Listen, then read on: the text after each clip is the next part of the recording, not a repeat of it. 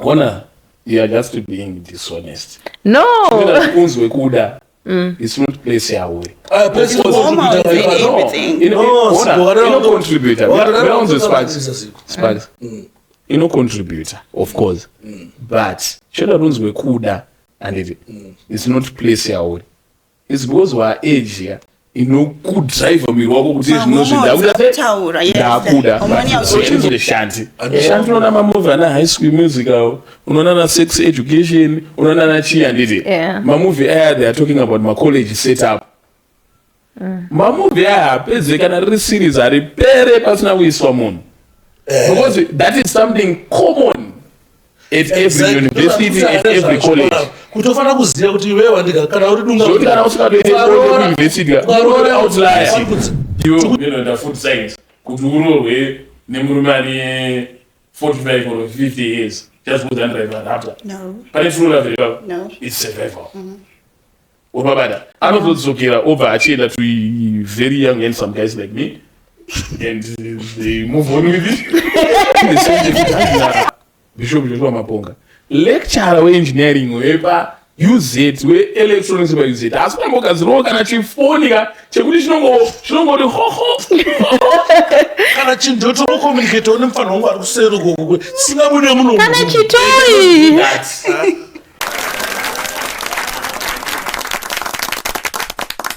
right wagwan and welcome back again pa Uncensored podcast muzoranas tine topic ekupisa topic yakanaka singaite lazanadzana kuti mugara padhuze neni because last time atarisaindita mishi vanhu vazhinji vakubvunza kuti akosparks mwanasikana asakuda kuita zvekuwaka mushe nini hangu no saka asina ndigara hangu padhuze nashandi ende topic yatinoinhasi yenge ichitoda baba zigo Toto hagendaidzi baba zigo because baba zigo ndo wakambopfuura nenzvimbo iyi wambotudza zvine zvichiitika because nyatotira nezvayo panapa inyaya zvine zvichiitika kumayunivhesiti uko zvakawanda zvichiitika kumayunivhesiti tichifunga kuti maybe vana vari kuchikoro apo vana vakaroorwa because takatasa this year manudzi angachiona nekuwanda kwaita vanhu but manudzi angachibuda nepamayunivhesiti saka muzoranhasi ndina mishi wepagwero apo paMSU avanenge achirepresenta MSU mushamukuru DJ pamati wepagwero mamapedza wakaenda kuuniversity? Yes, I'm an MSU alumni. Alright. Yes. Wakanakidza panapa. And she's a MSU alumni. Username like Muzi Mishu Baji? Wekugwero. Gwero. Oh, she's so proud of the town. Yes, born and bred in Gwero. Alright. Coach Moti Mishu by MSU. I know, but it's not about it's not about MSU, it's about Gwero. Because Gwero, Gwero has been lifetime, then MSU just 4 years. That's beautiful. Alright. Then in some Komasigo wambopfuura nepo ndopa wanaenda kusegwera musekuzayoje vaenda kubuka no Zegu University yatakavaka isusu vane kuzayoje namai vedu vana chichi of course takaivaka tichifunga kuti tichadzeko kumahara takatamba matalenda ndo momuzangaita pamatalenda kani ndaifunga tiazona kuti chimahara chi mushana makazona kuti university ikai hamuna chenyu chiri kuwanikwa imomo hapana chedu probability but inini I did apprenticeship in this so I'm actually an apprentice because I drop after 2 years banarama so I will first and second year after we go apprentice you get the opportunity to go to polytechnic college so my polytech is tertiary education so yangofana nemayunivhesiti saka paRare Poly pari kuitwa masalamusi the same way kuitwa masalamusi we use it kwese kune ma-adults same nepaBelvedere Status College and then from there ndakaanza kucut Chino University of Technology. Torati nyedu itosvika nzvimbo dzakatowanda as long as we're adult education hapana ma-secret cows. Ndakana vangu baba vachicomplaina hanzi vanhu vane vana vari kuZambia uko Avanenya vasina umira mushe. We'll get into that. Like I did you happen to my intro. Yeah. Then I complain about. Inbox. I don't know. What you have TikTok Alright. Then like always ndina co-host wangu Shandi. Nini munisiya indira mukurumbira. Ndikadzose vanodisiya DJ Sparks.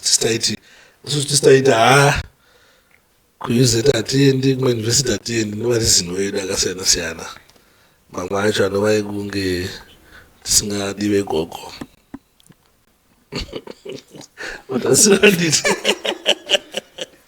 But nyaya hombera tidiscuss guys ndeyekuti tine mafilimu kana ndichitasa mapono ndakanyatsoona ari real chache anaiyatsarelata language nezvimwe zvese zvakakudaro ndakaona taibva kumayunivhesiti ndisotera waliteni achiti paUZ pane mahose paUZ pane makomba, which means ma-adults nenge vayandika ndo yato nzvimbo yekuhurira. So tina vanhu vanga vari paground vaizviona zvinhu izvozvozvo zvichiitika, zvinhu zvacho vakazviita, zvinhu zvacho havana wasa vachatibatsira kutaura. No, not really tiri paground.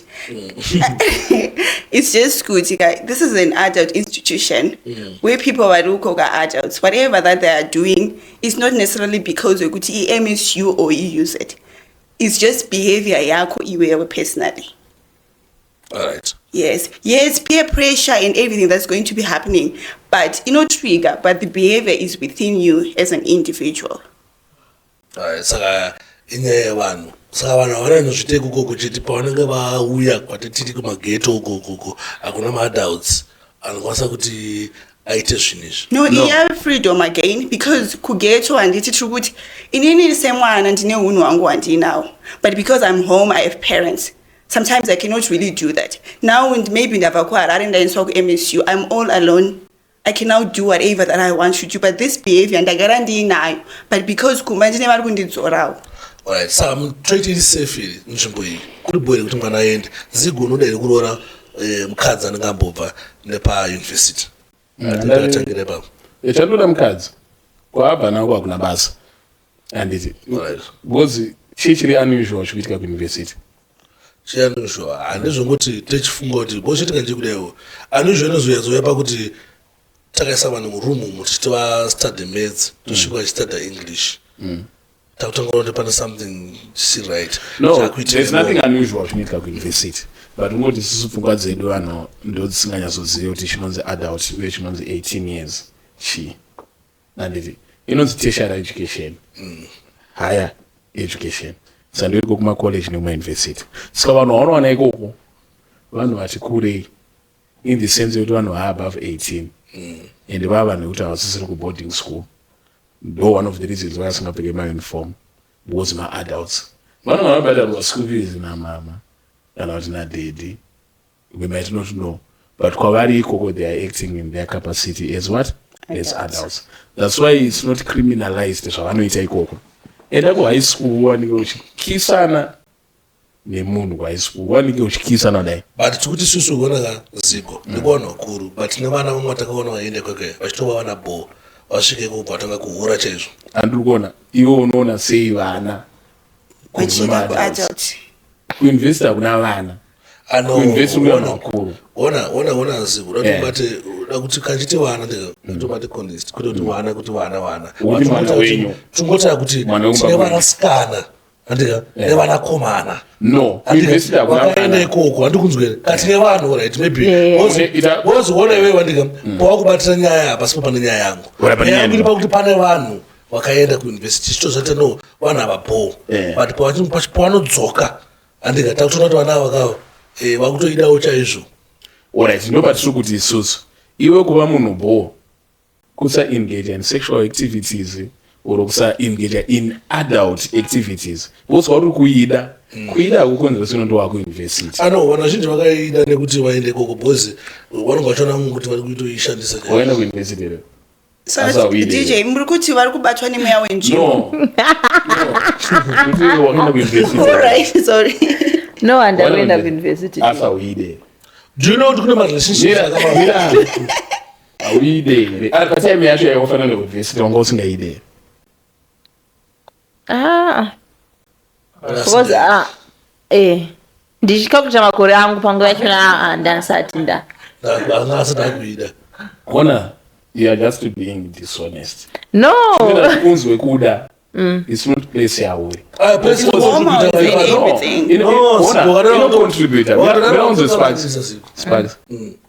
contributor of course but shoda runzwe kuda and it's not place yawe it's because wa age inokudrive mwiri wako kuti zvinozvindakuda so chinzwanzwe ona spasandara zvata ndezvoti kumayunivhesiti kunoenda maadults mamaina anogona akati mashoma vanenge kuti vakakurumidza ndokuchikora vasati vasvitsa 18 but kunoenda maadults. What do adult people do? No, vana vangoti maadults I think kuti tatotonzwanana ine way yekuti adult une malevels pane zvimwe zvekuti munhu akura zvakaadult but pane zvimwe zvasingafani achiita zvakaita sechi ukunzwa zvakaita sekuti zvakaita sekuita bonde usati ona zvafana nekumwadoro kana kuti zvakaita sechi no kana kuri kumwadoro kwacho ndingachiti mamwiro ubatanidza kana riri bonde racho maitirwo anoitwa bonde racho kana kumayunivhesiti ndika ndokune vanhu vari kuenda kuita bonde kudarika even kudarika good izvozvo chinzwanzo environment it's actually a myth it's not true not on reality bonde chero rinoitwa kumaraini nekumba kuyunivhesiti ka inoti hamusutarisirwa riitwe ikoko because hamusutarisirwa vanhu vaite ikoko but they don't do it as frequent as you assume ngokuti parinoitwa mamati because maona vaita one video rabuda pamukuita problem ndepekudayo isusu tine masistana edu atitoziva isusu nikuona nokutoti because ini kwandogara kuskutiseke nepausage waizemetsa izvo tinyazotoda madhara ukunzwa achiti kutenga ma666 kwekandika pamwe achiti muraundi zvedu isusu andikuona toda madhara acho achipika vana achienda nawo achipika vana achienda nawo handizvi hapana imwe environment yekuti titoziva tisisu kuti by 6-7 vana vakutanga kuti uyazotorwa wozodzoka time chimwe iwewe ndobati kuti iwewe handiti this is a concentration camp in the sense yekuti vana vakawanda panzvimbo iyoyo kumaraini kwenyu handiti vana vari scattered kumaraini kwenyu hakune here madhara anoyachipikawo vana ikoko unless kumaraini kwenyu kwakasara zvoda kutorina vana no vana variko izvo zvitakutora vana vari kuchitungidza vana vari kuifield toraisa panzvimbo makaranda sei zvatora zvakafanira kuti tachiraini kuti vakusukuurwa here kuuse ndikumboti chii MSU kuurwa everywhere kuti there is nothing unusual chiri kuitika kuuse it maadults ari kupractiza wane marights avo nemaneeds epabhodhi avo. You can't tell me kuti I'm 18, 19, 20 anditi wobva watoti panapa pato pamari yamusanda tichaexpecta kuti vanhu vaisane. These are adults. What do adult people do? They have sex. Adult people do. They drink alcohol. That's why it's not criminal or an offense to have sex paCampus. An offense ndeyekuti paCampus patime yasvibirwa curfew datisuda mameo kuti ange ari muhostel by 12 anditi dzeusiku inonzi trespass anoona but bonde paCampus rinobvumirwa. kuCampus remember kunoenda even vanhu vatori married. kuCampus vanhu vanodana notororana. So bonde handiti let's not look at it unge zvimwe zvino inini vanhu vari kumauniversity ka if you need to have sex because you are adults. No, muri maadults andika. Isati pasi remember kuti ni panapa handisi kujaja vanhu kuti zvakaipa kana zvakaita sei. But kuti zvakadaiwo zviri kuitika kunzvimbo idzi. Saka munofanira kuconfirma. Kana zvamuri kutaura nezvamuri kuita. Vari kutoconfirma. You are confirming what is happening. Not maure. Because ariko everywhere. Kune vanhu vari kuita sex. The same way that people are having sex. Exactly. In every society is made of different people. Maure mbava zvose zvitori. But ku Heathcliff andika tine nzvimbo yatinzvimbo spasibo vari kurasika. Chakuti kuuse kune mahure. Chi. Inyaya yekuti wana vachita bondeka. Kwete ndaona vachita bonda. What's happening? Nokuti zvinhu zvobira assuming kuti kuitwa bonde. Mandikudza. Tiri kuti zvimwe zvinhu zvotofungidzai kuti nzvimbo iyi haifanira ichizoita level kudaro zvakafanira izvozvi this year andikuona mavhidhiyo ataona isusu ari kutopisa payo alika evanhu vachiita bonde kumayunivhesiti ndoko munofanira kutotarisira kuti ka kunge kuchiitwa bonde because ndokune the young people who are young and energetic and they've got the strength to do those things. Iwewe unoona mamovie sparks unless kana munhu wezimdanzo chete but rikati funde shanti unoona mamovie ana high school musical unoona na sex education unoona na chi anditi mamovie aya they are talking about my college setup mamovie aya apedze kana riri series ari pere pasina kuiswa munhu because that is something common at every university, at every college. Kutofana kuziya kuti iwewe wandika kana uri dunga kuti kana usingatoende university uri outlier tukuti suzandika izvo zvinoitwa nazikuti vanhu ngavasashandise zvinhu zvavo ngavashandise zvinhu zvavo asi ngatizivei kuti musikana wangu zvaenda kuMSU musikana wangu zvaenda kuzegu ikoko kwaari kuiswa toagree ipapo no we cannot it's wrong to agree on that kuti tobva tati because aende ari kuiswa everyone anokwanisa kuiswa either ari kumba either ari kuchurch either haana kuenda kuuniversity ari still able to use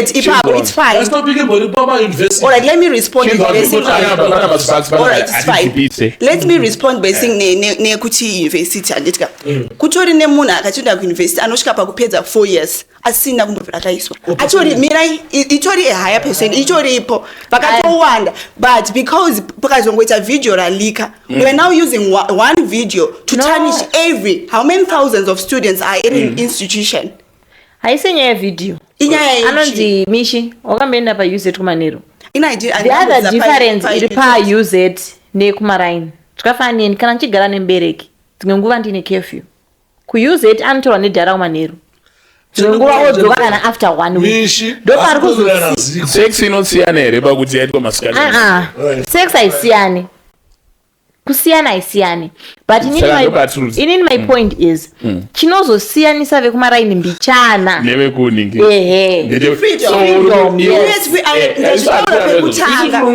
ona zvatiri kutaura isu tikuti there is nothing unusual zvikuitika kumauniversity when adults meet handiti they do adult things tiri kuti iwewe anonzani panapa tiri kudhipisa so we can use my example yevanhu panapa you can use my example I am a single father of one expecting another one iwewe are a single mother of one iwewe let's say when you got pregnant or when you got married or when you first had your sexual encounter wangori kuuniversity wangori marai which means that sex is not geo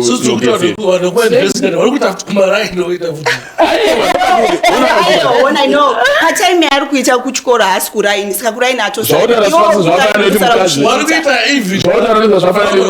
because akamona hapo paraini sex kubasa ugoita kumba kanoti kuti vacho zvikaizo zvikuitika kubasa ngatizvitaure kuti kubasa muofisi ona kuita se vari kukotamisana towiranapapo no nyaya ukubata paunusual nyange zvakanzi zviri unusual asi zviri kuitika because my adults are tiri kuti ona kuti it's not news. No, it's not something because Ava ku university. Because chiro asina kuenda kuuniversity. Chiro asina kuenda kuuniversity. Anogona ngachira patachai. Exactly. Nemuna akatomiti asina mbobvira akaenda kuuniversity. Akachita 3-4 vana ku different fathers. But now yati kumbotana nezvayo. Ndeye kuti mwana kuenda ku university anokatoroorwa. Ngakutoroorwa kachi 2. Avasi vese, not everyone. Kuti zvandingoona zafanira kuti inini ndinoziva akawanda inini kuti aitobva kwamutare andika bebe rake ichibva kugweru osvika obva watanga kugara wese Mount Pleasant umu wakatoroorana there's nothing unusual in the sense yekuti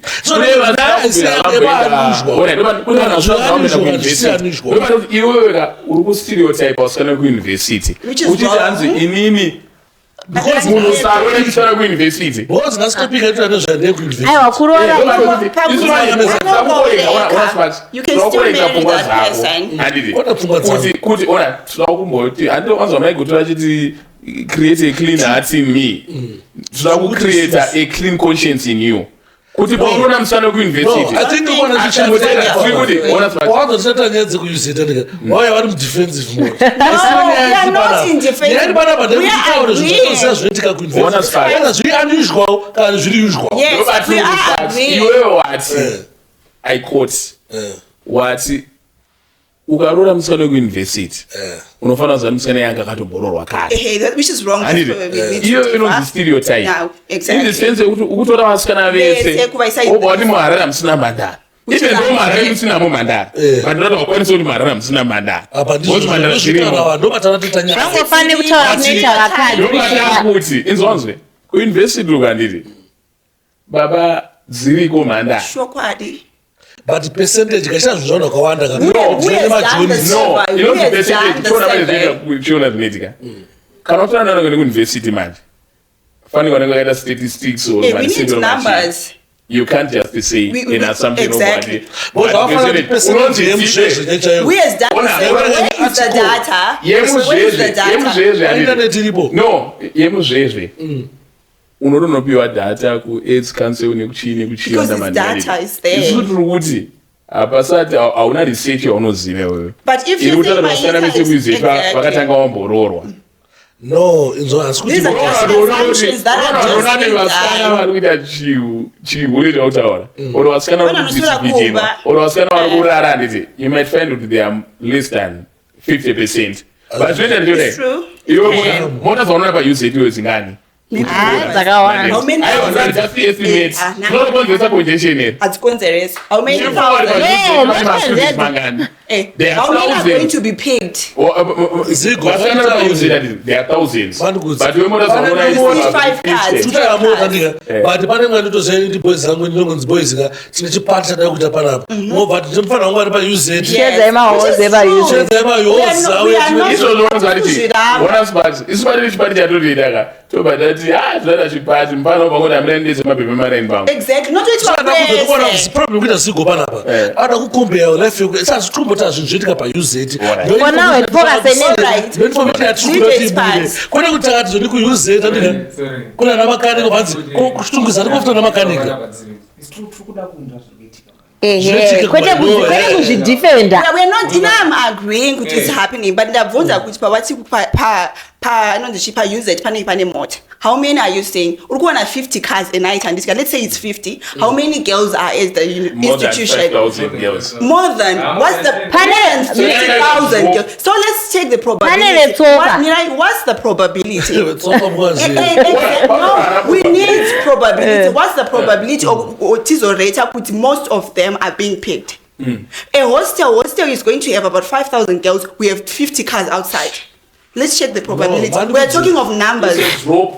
It's a minute number that we cannot use to generate a conclusion. Example isiyo nyaya andika nyaya yedu kudzoka pakuti wona bozviitika zvikudewo pane pamwe pacho panongotumirwa kombi. Yes, we are agreeing it's happening. Exactly. Those are two good as I will now talk to what's happening. For real, it's happening. Cohabiting at university is happening. Mwana anobva kumba haana mari yakakwana handitika you need to pay your rental you need to do whatever thing handitika wosvika kuyeka wapiwa chakaiswa kwana oda vane pressure because ari kutamba nevanhu vane class chichichi obva waita boyfriend woti alright fine rent yedu iri kuita $100 a month saka takuita 50-50 akutogara nemurume kuba it's really happening. I cannot say it's not happening because I'll be lying. Ndobatoda kuti mishi chinzonzo mishi ukatodaro handiti we are making it kuti ma-sexual activities akuita pauniversity ari kuitika mainly because of needs. Ma-sexual activities anotoitika as long paine ma-adults unoona kutori nerent yakakwana handiti uchitobva kubhokode ubhuku yes but because you are an adult you need to service you need love you can find a boyfriend yes you can find a young boyfriend an old boyfriend or chi handiti because you are an adult so what is happening by university it's happening because there are adults who are at a university. Yes, agreed. No, ukona nje. But pane vamwe iyo imwe point. But kuti susu ndikona. Ukona posukuona siku panyaya pana pekuleyo. Tikuti susu ngatitaure zvinhu zvoitika pavanhu ari kuma adults wayo. Zviri usual nezviri unusual. So tikuti susu tine boss kuti dismiss nyaya chingoti that's because tine adults as make sense. Boss kuna munhu akutogara nemuface izvezvi. That's because mari yakaramba kukwana. Like you don't know my factors are contributing to what is happening. Because I was agreeing to your point, which this, for instance, is really happening there. Then I was just bringing it, what's causing these things. Then Zigo are correct as well. It's because of biological changes, because these are adults. They're just doing. Usade kuti Zigo are correct, and is it? If you know Zigo are wrong. Anyway, I'm agreeing, you are correct. It's biological. I'm a student. Yes. Or I'm not a student. You have what needs. Yes. Which I can satisfy, like and then you come and you move in with me. Yes. So that I think, God, these are just the two adults finding their way out. Those are not zvichiitika izvozvo. Andikona. Saka manje bozo kwana ndoti Zigo ari kurasika papi nepapi. Ndepekuti Zigo andika ari kuti zvinoitika zvatinoda titaura zvacho zvaringoti zvinoitika but zvinoitika zvacho ndezvipi like izvo zvakutaura kune mwana anogona kutopiwa pressure yewavy. Yes, true. Brazilian child atanga kuti sei pressure idzo dzikuitika kune mamwe every society. But nhasi tinotaura zvinoitika kuUZ ukati zvinoitika kuMSU wanhu tichifunga kuti munhu aita sei aenda kuchikoro. Yeah, it's so true. Ndopane conva yedu panapa. Okay. Ipa pari connect anditi vanona izvatinoda kuti isusu ose vanhu vapinda nekuuniversity. University Nancy Mskanzo, I was a pastor. One of the reasons why Nancy Mskanzo was I couldn't afford Mskanzo. And one. Wafana iwongori pastor ndika. Kuna mamuslim ari kuna nona matsaura nsanya every month kuUZ. Information atuda zvisi zvinoitika ikoko. Kuna masatanist. Yes. Atoni ku group rawo rakadaro. Saka sitangoti haina kuchungisa kuna masatanist. Kuna Muslims. You talked about weave. Ukati munhu anoitwa pressure yewig or chichichianditi. Tiri kuti vanhu tati wanzwise something about my university. My university anditi is a typical sample the community. Zvasiyana ndezvoti sample iyi ndeye vanhu vari kutrainwa to occupy my positions of in life. So mucommunity iyi hapana chinhu chinyowani chatichawana mucommunity iyo kunze kwekuti vanhu varingotichwa chete. Vanhu vanoita zvemabhuku. Survival tactics. So people, they go there. What do? You are going to university. Yes. One of the scripture union. Yes. One of my clubs. Yes. One of it sporting. One of it recreational activities. One of them pool. One of them political parties. Everything, yes. It's a woke society. That is being represented. Iye ari kutaura zvokuti anoziva ndika vari pane munhu ari kuona this program asingazivi zvinochitika ikoko asina zvaanokuziva saka wakadaro manje kuona chii konva inoyi manje kainopedzera anifeona asingazivi vari kune vanoziva exactly mamwe matara imini zvoitabva ipapo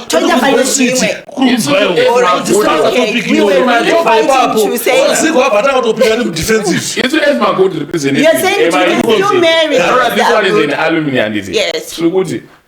Tatanga nekukorekta a stereotype nomfunga zvako nevanhu vari munhu yese musikana wese abvako akaita chilitu marriage chake kune munhu kunoziva kuti kunotori nevanhu vari kuramba vachikera zvavakadzidziswa kumba wokuti kana akabva kumba kwava vari munhu wakamarange kana akabva kumba ari kumaintaina for the 4 good years variko vanhu vari kumaintaina vari kudiscourage opposite of Chwenga.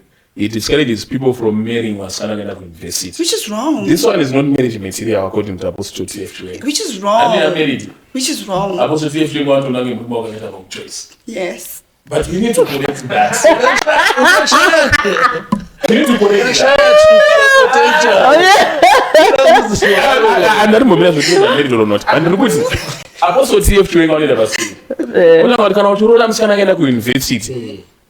Ukurora munhu akakarorwa kare anditi munhu akachiti anditi but ona esi munhu akambobva university no 100% wrong ndoze in what sense because ari kuita inonzi stereotype. What is a stereotype? Stereotype ndeyekuti tikati varume vese imbwa You're putting everyone in the same bracket.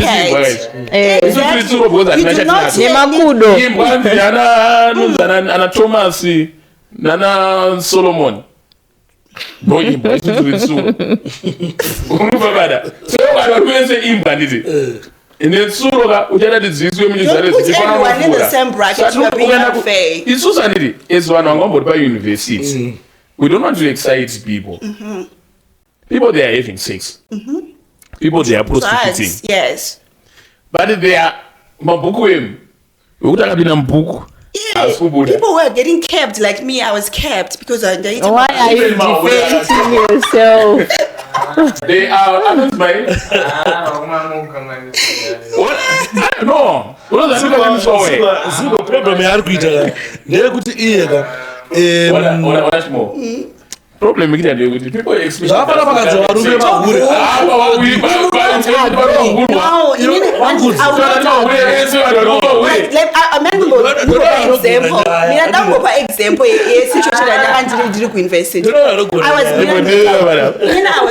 was at MSU, but MSU is branched. There is Batanai campus. We have Tier 1 campus. We have main campus. Batanai campus is mainly for asthma food scientists.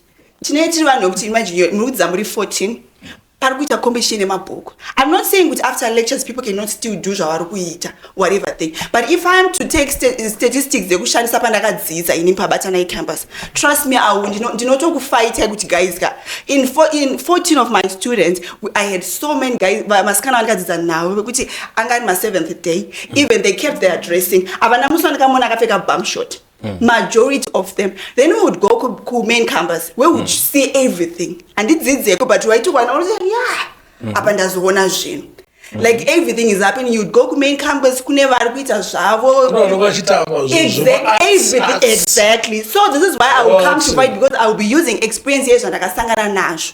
Everything is happening, but very perfect. No, very good guys. We are not very right in the sense that I will go university. This is from both sparks. Imimi kutatula tukuze kuti chicha yetuka ku university. Atikuda tazira kuzwa tukuzviziya. Kushandisa information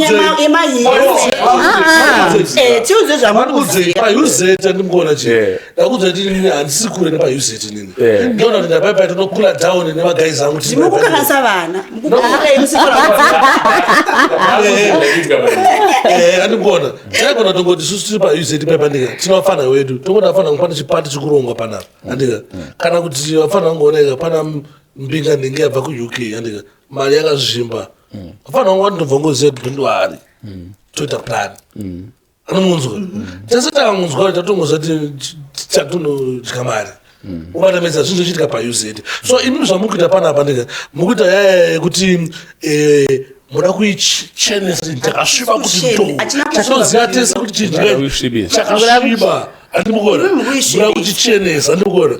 I know kuti kuna vamwe kwamwazha vanikoko mwana wamba wakasunga chokapfeka brown yawo andimukona zvafana zvakanzi varume mahure. We know kuti kune mamwe mapastors vasingatombohure nange zvakanzi but techitasa majority yevanhu vari kudaro andimukona. Kana mimwe vasingadaro motiudza kuti havadaro ine sense kuti 1 2 3 4 5 6 manje siri kwebva ngoti zvinongaitika kwese kuchitungwiza kufiyo nekubulawayo andikunzwa ende futi tataura nawo yekuti statistics apa statistics hapana kumboitwa survey guys kunyatsokuziva kuti are you correct or you are wrong. Akuitika zvinhu izvi zviri kudini zviri kuitika. Ona mishi chinhu chiri kukonzeresa zvinhu zvakawanda zvimwe zvikuitwa kuuzet hakusi kuda kwavo.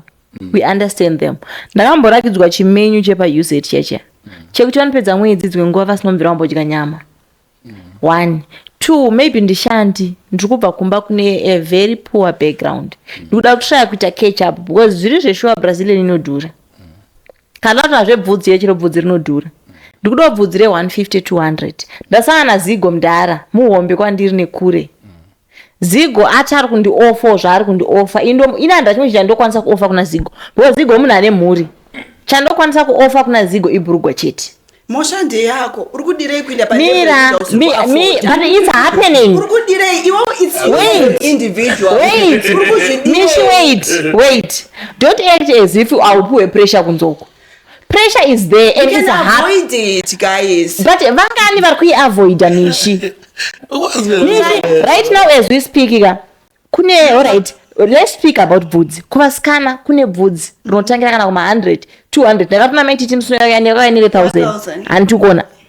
Izvezvi vamwe vasikana kupa pressure kupfeka bvudzi repondo because kune auya akapfeka 1000.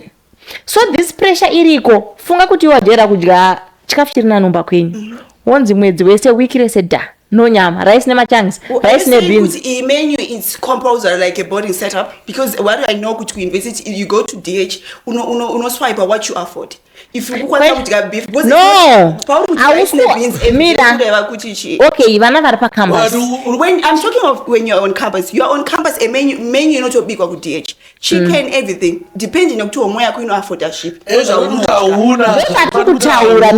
You can't afford.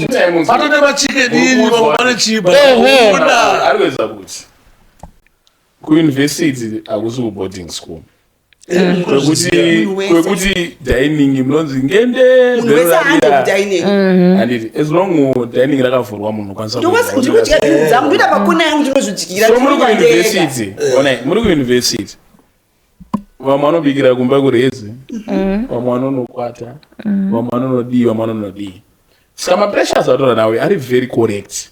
And vasikana that's what they do. Kukata nditi patori necave iripo. Uchingopfuura pakati watopinda mutown pane cave iripo. Magonyeti anotoya chikonopaka chi ndo information yatiri kunatsoda inofanira zvechihure kuti vanhu ari kuuniversity kuri kudzidzwa ende kuri kunamatwa ende kuri kuitwa politics hure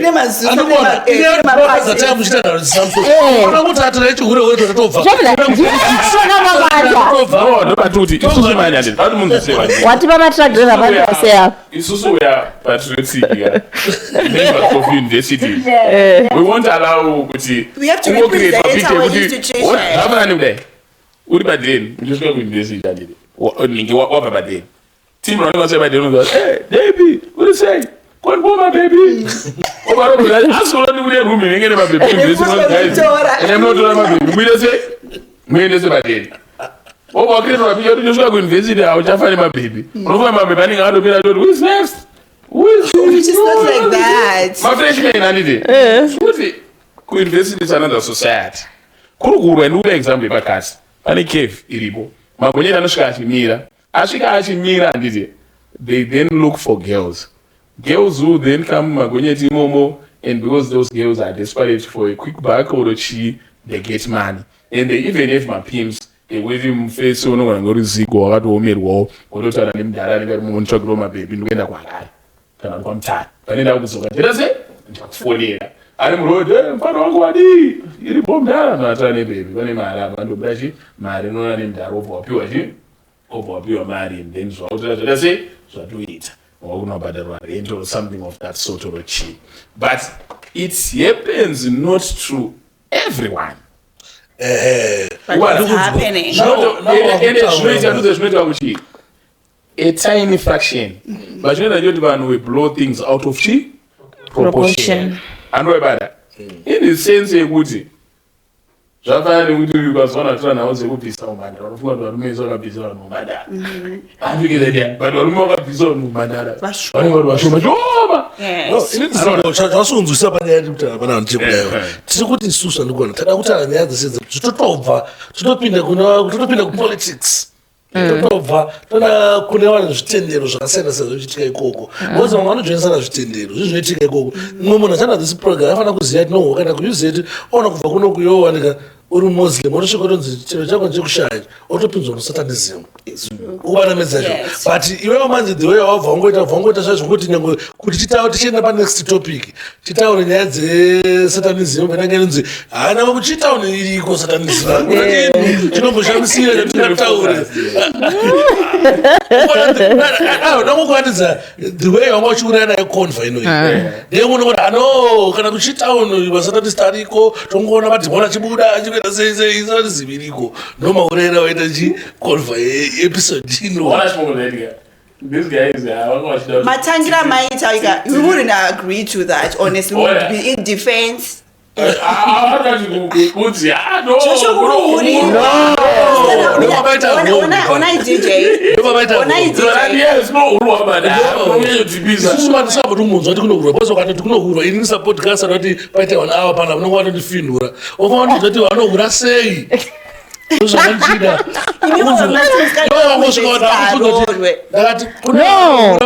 Ataura pachanga kuti ungaroora here musikana anenge akabva kuuniversity anorora because konachi vanhu kuuniversity vanokunyepera uzwe zvakafanira kundiudza imimi kuti anova anokunyepera kuti kune kuri bed sterek kungona vanhu vanoitawo zvechihure kuna vamwe futi vasingaiti zvechihure kuna vanoita zvechechi kuna vanoita zvetaura everything we were in but mamuchava muchicriticize zikuabva ati hakuna zvimbori unusual zvetwakakuya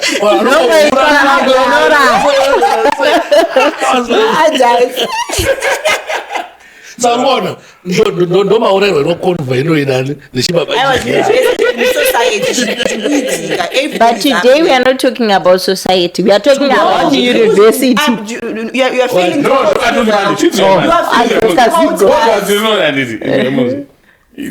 of course, you are not this one. The reason why I'm trying to talk about podcast panel is because my IQ. I mean, I don't want to win the city. But so now IQ. You get what I mean? Yes. That's good. Can I tell you we're gonna have 5 to talk about my way only? So far, that's what I'm upload that. That's what we invest in. That's how you to also you will really go. But you can grow up with why is it was kind of in the 18 points? Or come on, shipping the no, 15. No, that's a topic you do. I see here because I need a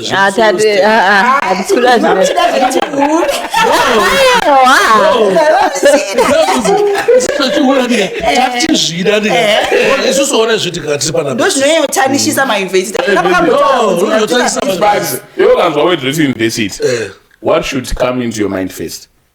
But you can't think it's uncensored.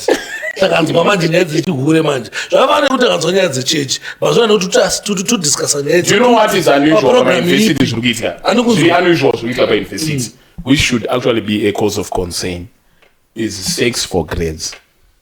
Exactly. Because that is criminal. Supposed kusvika kweseko asi nyaya atanosvika.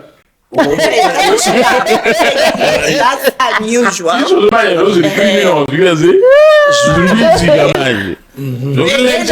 they are coming to for you ndipo ondinyima over one saka kukufailisa ndo zvinhu zviri unusual but having so to do manje zvavafana kuti vanhu vakaenda kuuniversity vanogona nga vaine accused tori better than dzedu vanofana kuti no izvazva zvikuitika hazvo zvezvezvezve zvikuitika zvamukutainformation yatakanzwa isusu yekuti madhara kutowana vanhu utana matanga aita conva anogota anapindura uyu adosera kumashure mbijana saka tatada kutonzwa iyoyo No, I didn't. I want to be honest. I will not tarnish the lecturers that taught me. I never did. When I went to school, I had a child. The main reason why I was going, I wanted to work for my child. In everything that I'm going to talk to this about this as a personal, like it's view. I made sure and I did. I never got into a situation where I couldn't want a favor, couldn't pass it. But do you know? I know it was happening. It was really happening. Stories where girls were complaining, having other people to tell Tishaka. They got to fail because the lecturer can't kumbira. But I will not use it to defend because it was not on my case. Like but what you asked. Look at you, how beautiful you are. Fairly beautiful. So if I was one of those unethical lecturers when I go to university, even if you're wearing a I would make you fail. Just to force you to the negotiating table. And of course, you know how we negotiate. Yeah, it's very true, but I would like to thank God that I didn't get into that situation. Yes. I want to thank God. I do. If I have to tell you, in my class, I was not even the most beautiful. I want to be like the way we no, I bought in Argentina because after I give him birth, that body are going to change. We had no change for the better. No, what's the matter? No. Usually, You know what is also man? In my class we were 14. We were just 14. Food science and technology. Yeah, that's why. And now with our exposure, 300 students. There is a lot happening there. We are just 14 in a class. 14. We are all focusing and you have my lecturers. It's a small campus. You have a few lecturers. Not understanding what they are saying, but this topic is very personal to hear. One was a bit, Sometimes I don't very personal because I'll be talking to this question this my yesterday. I'll be talking of things that I saw on ground. Within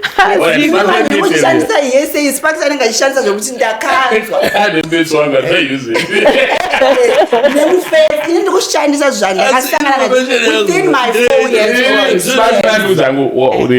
I would say, Obakomana usually would say you are far much safer. Because usually look at your sovereign, once pass. Or 4 years, but in Joshua once also tonyo. If you have got the money to tonyo, you get what I mean. But that's another work to care. I don't know as much Baba knows the 8 years of university. My doctor. Go for it. I don't know. We don't engineering, accountant, or marketing. But for the girl child now, the girl child, that's why it means the girl child should be protected at all costs. Number one, being very beautiful is actually a case in some way. Why? Because my lecturer, my lecturer asking to control my desires, especially my lecturer, I'm putting my young lecturers. But my lecturers, in any terminal family lecturers of run animation, which go. And it's and the adults, it's just unethical. Alright. No, based on what was engaging in unprofessional conduct. One of these was dismissed. But my lecturer was notice what in the way I knew. Probably in class and look for this. Over once come and see you. Only was one baby. Maybe that one muji movies. Like that's a bit that I was so baby.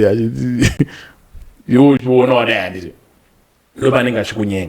So the danger man report the equity. Kuneshinozi sap or care. Saporo care is nina mayende zokuti. Iwo kanyora ka 4 year. Unono piwa supplement yekunzi. We are unyore pa holiday. Yes. Unyore again. Unono anzikera kunzi. Subject rokena naro next semester. Unono anoza wajato next semester. Uramba uri pa repeat. Panzimbo. Yo nego chiva kudotito. Uchipa kudotito mama wako uri mambambaira. Kuti wakwe mari yekudzoka pa holiday kuchikoro. Unoenda pa holiday bebe. Examination registration you might be afraid to close our I want to come for holiday. And no no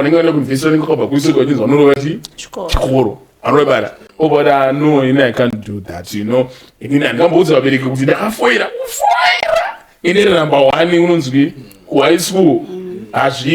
So what will you do in the end?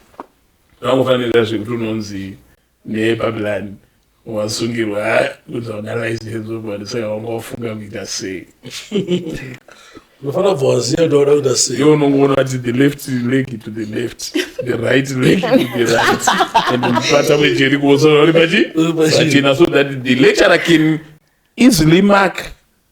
I can say if you fail with one subject you can pass it another, but you just integrate the marks so to say pass. So they don't 6 for grades. Actually, it's unusual in the sense that it's criminal. Not allowed. Ukatongo batwa. Mpwise lecture yanfanele se kusungwa. Anurubabara. Kwa kazo taura mapeza dizisi kundakachikwa nakazoenda. Ukato taura twakachikiwa. Kunoti inquire. First thing to really should was taura izvozvo. Lecture anto dismisswa. Not to dismiss fully in suspension. Painting what's inquire. Put on my investigation. But I'm not opera. And in Peru, I'm not opera. So we don't know about car to jail by use it. No. saka nevanhu vasingabatwa usekuona kwenye mimi wives vana vanonga vachitozonakirwa ingori dhiri no achatauri kamusikana because zvakamubenefita zvafana nekuti vandivakurepa fanike mai Joseph wakabva vari kunzi vakarepwa mamanje mai Joseph no mai Jeremiah vakarepwa ndizvizive ndoziva mai Joseph vakarepwa vabva piwa $30 kuti vataura ndakarepwa it damages the reputation. She has got a marriage, it's fixed. Kune munhu wekuti iwe ndichitoda kutororana newe. The moment unongomuzwa kuti wakarepwa handiti ndotanga nekunzwira tsitsi kuti oh baby. After that hey ukana munhu akamurepa ine syphilis gonorrhea nemaspiritual husband.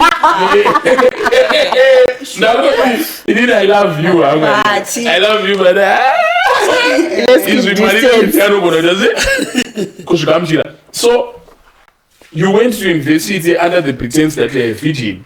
You went to university as a choir leader. You don't want my prejudice. Nekujajwa uri wabereki uri chi. Handiti. Endo wabereki pavanozwa kuti wakafoira. Vafunga kuti wakafoira because lecturer wakakufoirisa. Vanenge ma stereotype so because of that I cannot tell you about it wakafoiriswa. And zvitori nani ndinoti nini lecturer ka at least I will just have sex with you just 1 minute, you know, my lecturer anenge ne erectile dysfunction like just 1 minute, you know. Sigole ngori uskana naiti bonga sakala no my lecturer anenge ne erectile dysfunction ndoshanda nema profile I shall not comment that you see ma profile nganga anoshanda nawo Tuesday icho kwali I'm just saying that's that I can't comment and it was no this one is a virgin. No, I'm not a virgin. I'm this good but I ndinakuita I'm not a virgin. I'm not a virgin. I'm a mother. I'm not being holy. No, Sparks, I will not agree. No, I will not agree with the story about lecturer and this nakusangana nice situation.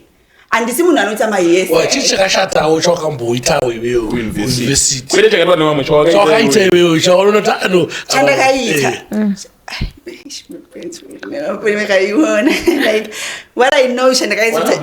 I know exactly. You could feel like if my friends are going to see one thing that I feel that I did which was wrong. What you do? Iwewe unoona ngochuza maparents ayo anoona but it's fine ayo mira man wachandiyezviziva chandakaita chiri so bad but I don't. What I did, I was at hostel, then I lied kuti I'm at hostel. I came to see my boyfriend because my boyfriend aigara kuno Harare.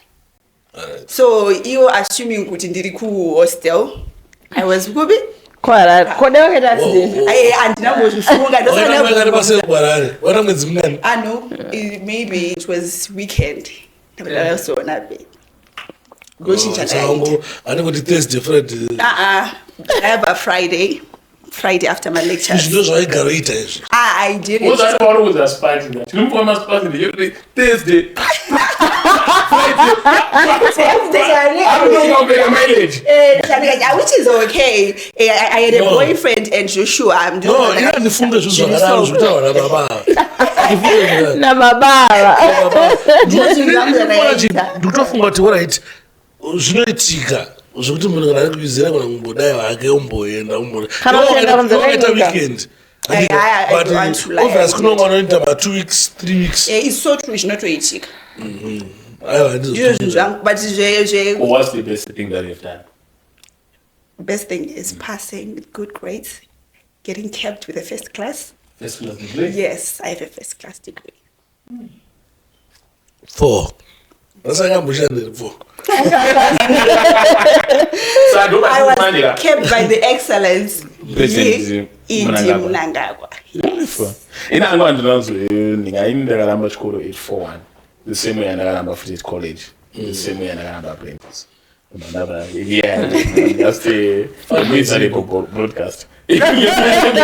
Now, look at Rudy. So Vaskana did it. They really need to be protected. Why? Because usually there is no savior except Anunzan, a blesser, or the lecturer himself. kana mukomana achitambura kuuniversity mumwe munoona kuti haagona kupfeka oro zvafanana neni university ndakapedza I earn quite enough handiti quite enough yekutoti ndiri bo handina kupfuma hangu but even vanobva ndakadzana navo they actually jealous of me not everyone handiti but my point is up to now handigona dress even nyango ndikati ndanyazopfeka hembe but I try even nyango ndikatotenga ndikahembe ndikaenda kutenga nyonde unozviona ndikoti so kukomana ari kuuniversity you can rub it off kuti no vakomana naturally they just don't know how to clothe or they don't care about those things or but kumusikana failure to get nice clothes kuchinja hembe kupfeka kutsokorodza hembe per week it's equated to poverty. You get what I mean? So musikana anodaiwo what musikana anoda hembe hoshidzi nechi musoro plus vasikana kuda tunoita se tunonaka. So that makes them victim. That makes them kuti vanhu vari not gullible, vanhu vari vanenge tinoshandisa kuti ari easy to be lured newese anenge angoya achipromisa kamari kari nani kuvakomana hakuna izvozvo. For example ini ndiri kuuniversity ndinongozati palunch ndinongomhanya padeni tonomuona sadza nebeans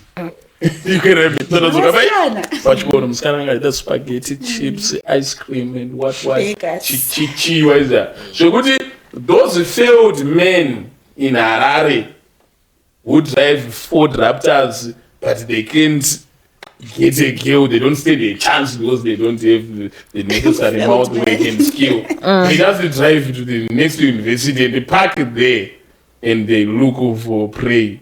Ongotsvaga musikana wazara ari kutambura.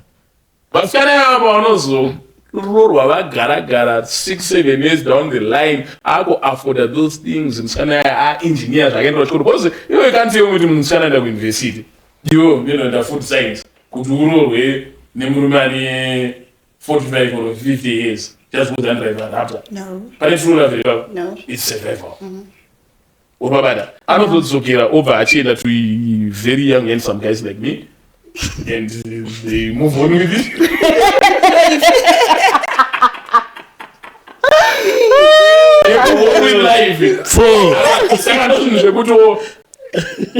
Maybe sevabereki or something like that or nendasodikanoni mwana musikana wakuendesa kuuniversity andine try as much to make munhu comfortable in terms of my finance and chizvo ndandorora nenzara kumba but iye asikurora nenzara kuchikoro or kumaendesa orientation yekuti mwana wangu kuna kuchikoro kwauri kuenda kwako kuti asangana nevanhu vanokwanisa kuafoda kuenda kudining iwe uchiregera kutamboona enda kudining chitamboone vanoenda kunobika sadza then usazopinda mapressure kuvakomana mapressure aya mashoma vakomana vasingagone kuzvicontrola ndavanopedzisa vazoba malaptop nekupinza madrugs nechiyo zopedzisa vamwe vanozosungwa but vakangwarira vacho ndo vanozoita madhila and then voita tumari twavo.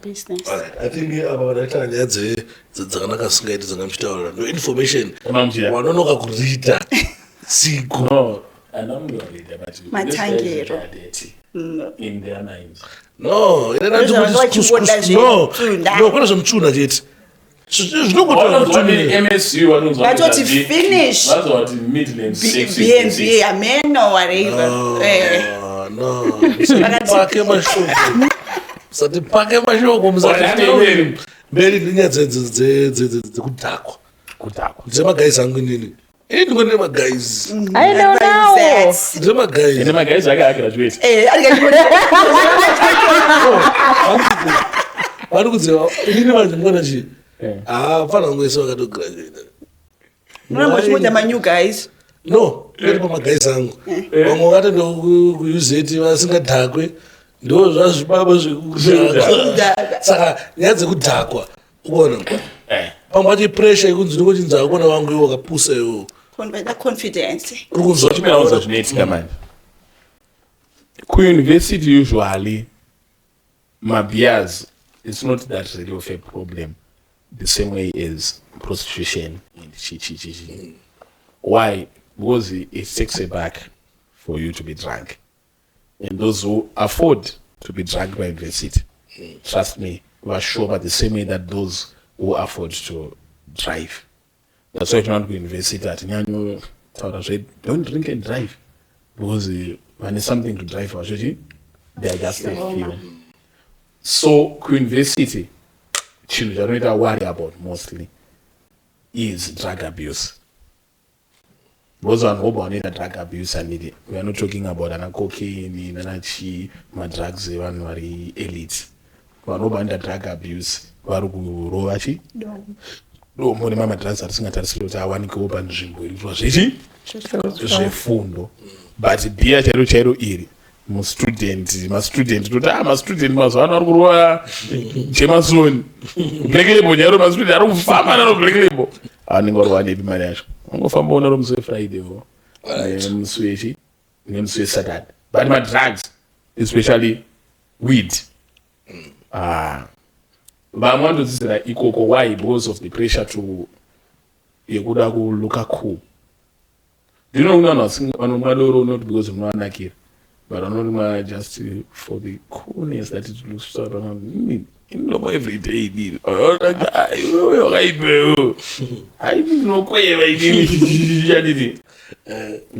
want that coolness and katrend kandu kuona kuvasikana futi.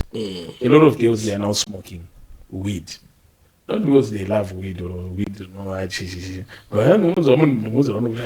smoke a weed weed no mnakira and a certain picture I don't want because I don't smoke. So that peer pressure iyoyo not the same peer pressure is even kwa high school zona vana vakusmoka kudi ndo inoitika kuti kuuniversity andopinda muklishiro ndikwane muklishiro vanhu vaismoka ndese saka hakuuniversity was it really a problem drinking kuMSU?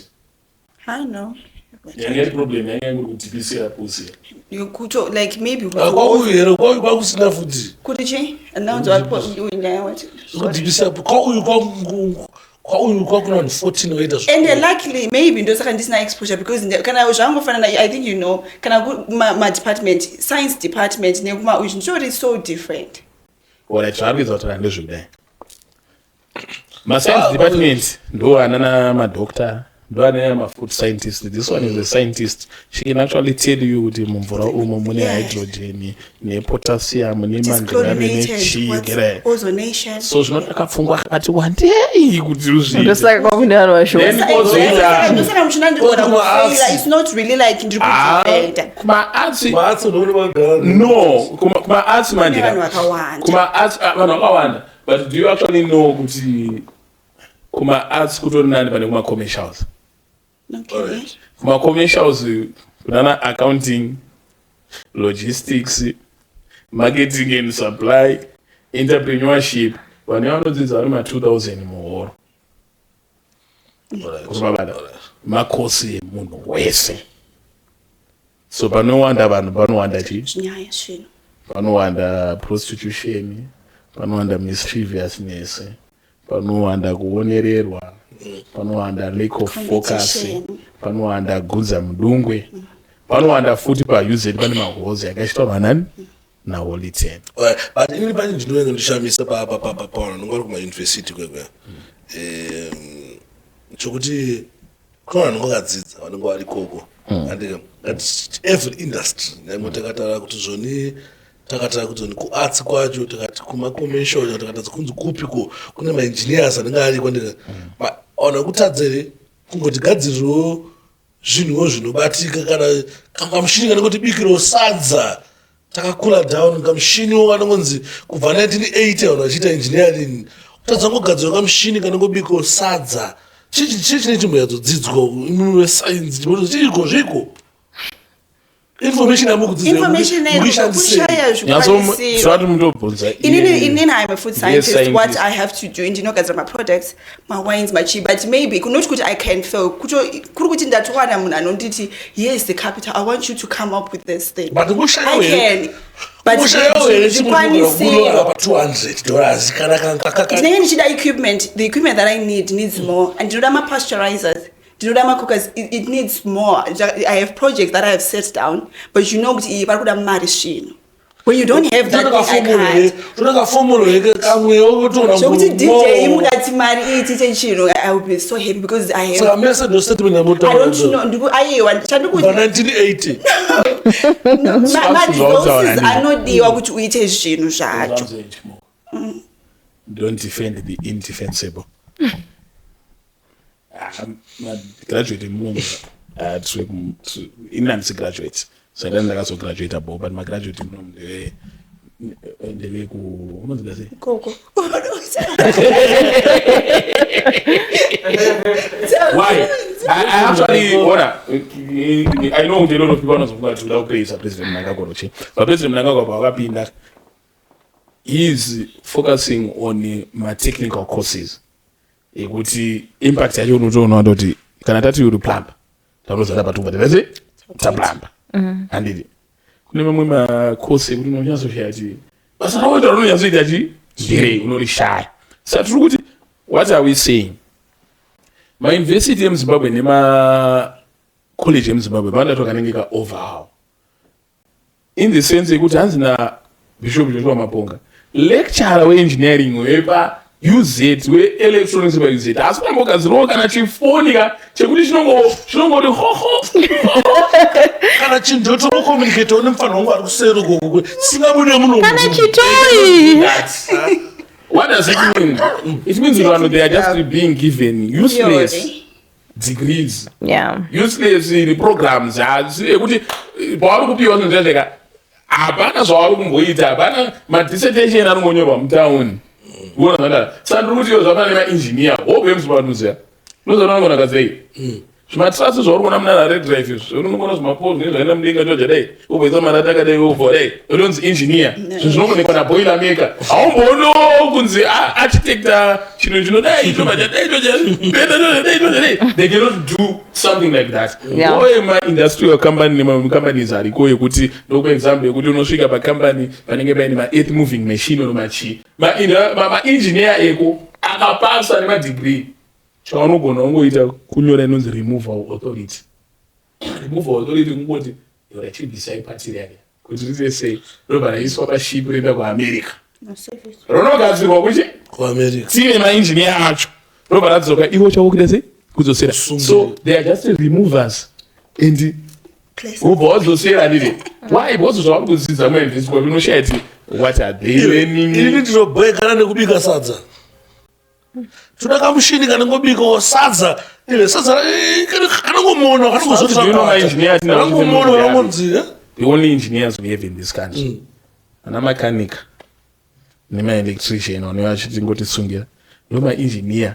Why? Because ana mechanic autogadzira mota chedu handiti ma-automotive engineer. If we had engineers we could be manufacturing cars in this country. We cannot do that. Skandopana chiti ma-engineers edu I don't blame them, I blame the system yacho. That's why true at least President Nangagwa Rumboto must tell that same programs which made and but most of them they are very bad at what they do. They cannot design a simple structure. Chawanga to take plagiarism. Zvavana pamwachitaura nyaya yekuti ana makanika ndoega maengineer tinawo ndinotobhelieve kuti 3/4 yemota dzakafa muno muZimbabwe dzakauraywa namakanika.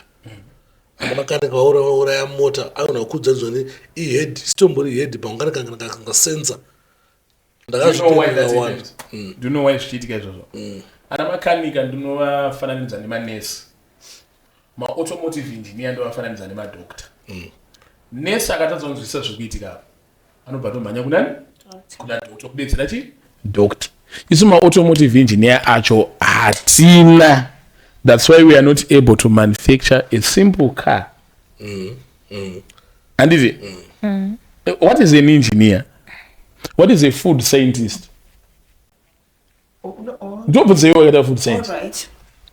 So a food scientist is a scientist which majors in food, looking at the practicals, the physical, the chemical, and all the changes that occur in a product. In a product. Yes, from product development, from manufacturers during storage, all the reactions that are happening. That's what she was studying and looking into.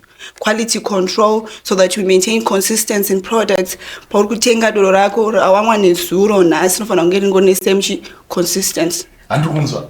This one is a knowledgeable food scientist. But chichi wakamboita chinechekuita nefood science. You know that I need as a food scientist. Okay.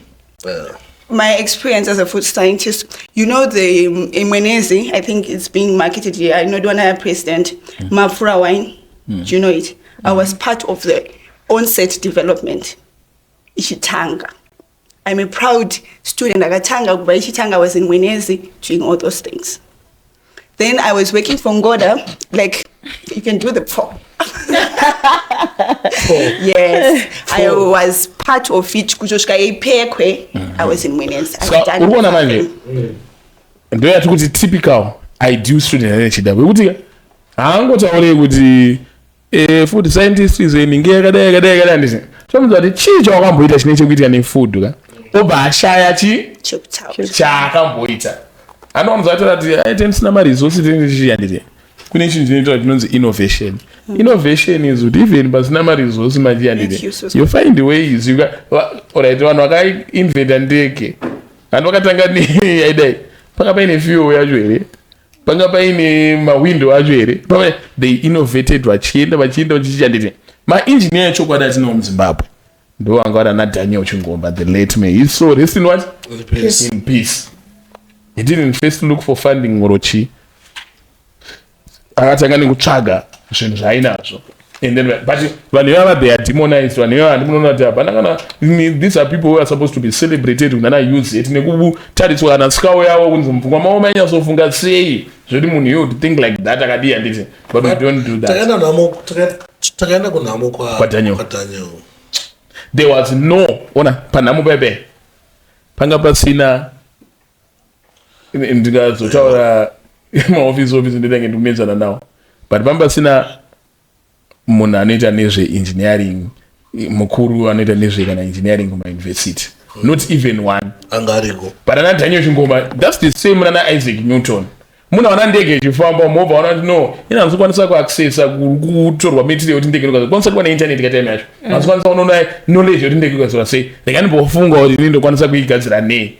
Yeah. Muna kada ano inoneka nibogadzira ball ndimboona typesec engineering anona ana typesec ball that typesec engineering abatanga kuti urowachi ball chichicha nditi ndinonzi innovation engineering and chichicha nditi. You don't find that in a typical engineering student. But still oh anyway,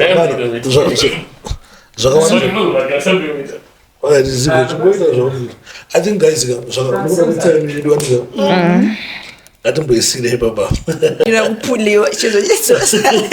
I think about use to follow Zoga for digital zvakawanda zvoitika munyaya dzema-religion vanatenda zvakasiyana siyana, vanopesa kujoinisana akujoinisana zvimwe zvisiripo kufanira kudiscasa futi nyaya iyoyo for nhasi tachimbotara nyaya dzechi idzodzi dzinense shandi tombodzoka tichitarawo nyaya dzine musoro next time.